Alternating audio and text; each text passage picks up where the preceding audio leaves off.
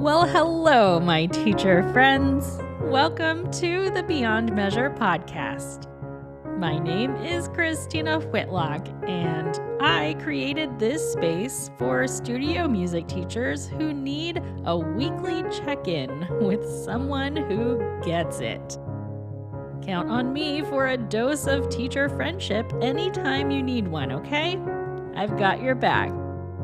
And if you want to connect with more like-minded teachers who are rooted in support and not in judgment, I hope you will check out the Super Friends community on Patreon. It's a low-maintenance crew of teachers who will blow your mind with their empathy, experience, and ideas.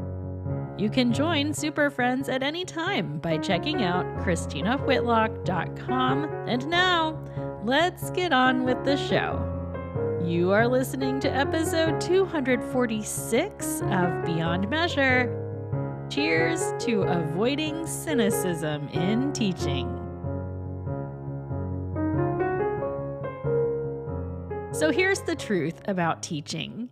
It can wear you down. You see it most readily in school teachers and university professors, right? I mean, people are exhausting. And since people are our job, it's easy to get worn out dealing with excuses and unmet expectations and apathy and monotony. Especially as music teachers, we found this career because we have an unshakable passion for making music. And when we're not met with that same enthusiasm from our students or their families, it's jarring and it's discouraging. I often quote a favorite line that came from one of my first pedagogy students. She said, "I just expected to be teaching kids who were more like me." If only, right? As I record this episode, it's the middle of the winter at the end of an absolute slog through the month of January, and I can't help but feel like the vibe of a lot of teachers I know is heavy and tired and sad. Now, for the record, it's totally okay to feel those things. It's actually important to feel those things. I'm not suggesting you just brush those emotions under the rug. Don't do that. But there's an important part of teaching that people don't talk about enough. We don't spend enough time connecting the dots between our feelings and their actual causes. Here's something you may or may not know. My sophomore year of undergrad, I actually decided to drop my music major and start studying social work. I'd been in kind of a depressive episode, and the easiest thing to point to was this demanding piano performance major of mine. So I convinced myself that music was making me unhappy. I told my professor. He let me skate by with a really light jury at the end of the fall semester. I was starting paperwork to change my major, all the things. And then it hit me. I wasn't any happier. See, this music thing we do is so rich with emotion that it's easy to assign all of our feelings to it, even the ones that don't belong there.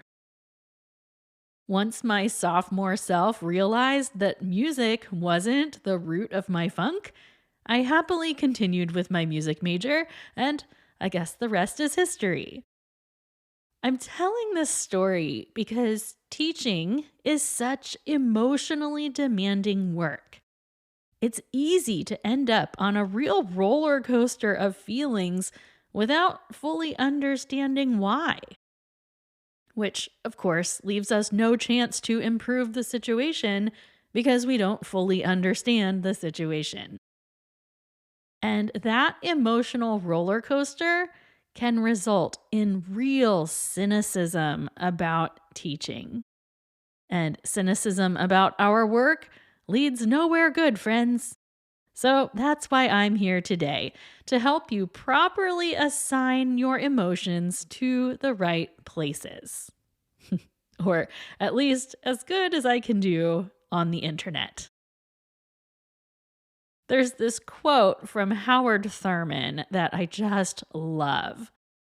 Thurman said, "Don't ask yourself what the world needs. Ask yourself what makes you come alive and go do that, because what the world needs is people who have come alive." Now, that's easier said than done, right? But friends, we are the people who actually have a chance at doing that. We are doing work that, at least some point in our lives, made us come alive. And when done right, music lessons exemplify so much of what's good in the world. So we owe it to our communities to do everything in our power to avoid cynicism about our work. Several of the things I'm going to mention today come from past episodes of Beyond Measure. I will link some of those relevant episodes in today's show notes so you can go take a deep dive if you feel like you need one. However, I thought we could all use a shot in the arm as we head into a busy season. So here we go. The first step in avoiding cynicism in teaching: stop trying to impress everyone, okay? This also means stop worrying about what everyone is thinking about you. The truth is, no one is thinking about you as much as you think they are. Stop worrying about what your colleagues think about your teaching. Stop trying to prove yourself to people who have already opted into your studio. Whether you're caught up in fear of what others are thinking, or if you're just going out of your way to try and give a certain kind of impression to the outside world, just stop, okay? Do you know what feels really good? Teaching great lessons. Being confident that you just made someone's day better because of the music you made together. Figuring out exactly what was holding your student back from understanding something and then watching the light bulb finally go on. I mean, wow, there is nothing better than that, right? But if we are constantly worried about what other people think about our teaching, we're going to miss those moments. If we sit through our own studio recitals and worry about whether so-and-so's parents are going to think these performances are good enough, we're going to miss all of those little victories that are taking place right in front of our eyes. I'll tell you something interesting I noticed about myself years ago. Some of the unhappiest days of my teaching took place after competitive student events. Even when my students would come out on top, there were days I just felt terrible after those types of events. It took me a while to figure it out, but obviously the problem was my hyperfixation on what everyone else was thinking about me. If you've been here for a while, you probably already know what's coming. It's my husband's impression of Dr. Phil. When it comes to those public performance days, it ain't about you. And if you are fixated on what people think about you as your student is putting themselves out there in performance, I'm just going to tell you, with all due respect, your attention is in the wrong place. So, yeah, tip number 1 to stave off teacher cynicism: stop trying to impress everyone. Just teach lessons you're proud of. That's when everyone wins. Moving on, let's talk about boundaries, shall we? Here's the truth. Your studio families are going to make the choices they feel are best for their families. This means, yes, they are going to stick to their guns on their scheduling requests. They are going to have ideas of what reasonable tuition and studio fees look like. They will choose a studio that feels like the best fit for their family, because that's what families do. And it's precisely what you should do too. A lot of cynicism in our work comes from teachers who feel as though they've been taken advantage of one too many times. Yet, in the end, a lot of us are the ones who agreed to the situations that left us feeling unappreciated, and we should not hold our studio families accountable for those feelings. I'm here to tell you, 20 years ago, I was absolutely the teacher who thought she had to do everything studio parents wanted. I taught at really odd hours of the day.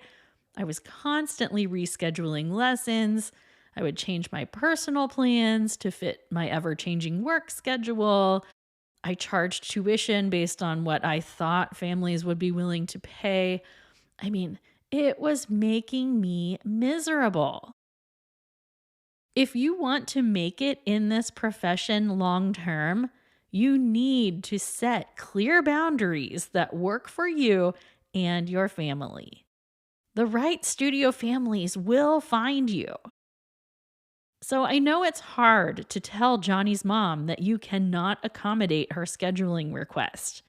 But if you are going to be resentful, if you do agree to it, that's a no, my friend. Just say no. Next up on our tour through avoiding cynicism, let's talk about the shoulds. I meet with a lot of teachers through one-on-one consultations, and there's usually one word that brings them to me: should. I feel like I should be doing more of this, or I feel like I should be using that curriculum, or whatever. And sure, sometimes those shoulds are true. Sometimes they are nudging us in directions that we want to go. But none of us are going to make lasting changes just because we should. If you are someone who is drowning under the weight of something you think you should be doing but aren't, the first step is to really flesh out why you think you need to be doing that thing. If you don't have a good answer, I would reconsider how important that should is. I probably don't have to tell you that shoulds are often fueled by comparison. And comparison is a whole mess in the teacher profession. There's such a fine line between being inspired by one another and feeling inferior to other teachers you think are better than you. Friendly reminder, folks, none of us have it all figured out. What you see on the outside of our studio is the tiniest fraction of what goes on in our studios on an everyday basis. So, watch out for those shoulds, friends. They might be calling you to something better, but they also just might be self-doubt in disguise. All right, lastly, if you want to avoid becoming cynical in our profession, you have to get really clear on what you can actually control. Oh yes, friends, I'm talking about the zero energy list. The zero energy list, if you don't know, is my most downloaded episode of all time, and that is no real surprise to me. Here's the gist if you don't know that episode. There are 3 things that I refuse to spend mental energy on: how studio families spend their money, how they spend their time, and how they parent their children. I have no control over any of those things. And any energy that I give to griping about how families spend their time, their money, or their parenting is a total waste. No good comes from it. If I choose to work with a family, because again, boundaries, if I choose to work with them, then I am going to assume they are doing their best. It really is that simple. The truth is, there are a lot of other things that should probably go on the zero energy list, aren't there? We are all guilty of taking too much responsibility for things that are well beyond our control. Like our students' potential. That's another good episode for you. As teachers, we get all caught up on the weight of potential, as if any of us have ever maxed out our potential for doing anything, right? I don't know, guys. It's hard, but we do need to reality check ourselves sometimes and figure out what is driving our discontentment. Allowing our cynicism to grow over time is not the way to become a better teacher or to enjoy this work long term. And both of those things matter to me, for the record. I hope today's episode has served as a little reminder to keep studio matters in the right perspective. I'm going to wrap us up with a toast today so that we can get on with a great day of teaching, right? Studio music teacher friends from all around the world, today we raise our glasses together as we remember it's not about us. May we collectively agree to stop trying to impress the people around us, to set boundaries that will best serve our own families, to investigate the should feelings floating around our psyches, and to consider our own personal zero energy lists. That's a tall order, but it's the work that will keep us in this profession for the long haul. So, I say cheers to you, my friends. Hear, hear. Thanks again for listening to episode 246. Again, there are multiple episode links in today's show notes, so if any of these points resonated with you today, be sure to go take a listen to the archives on Beyond Measure. You'll also find a link to become a super friend in today's show notes, so thanks again for being the best audience a girl could ask for. Until next week, friends, onward and upward.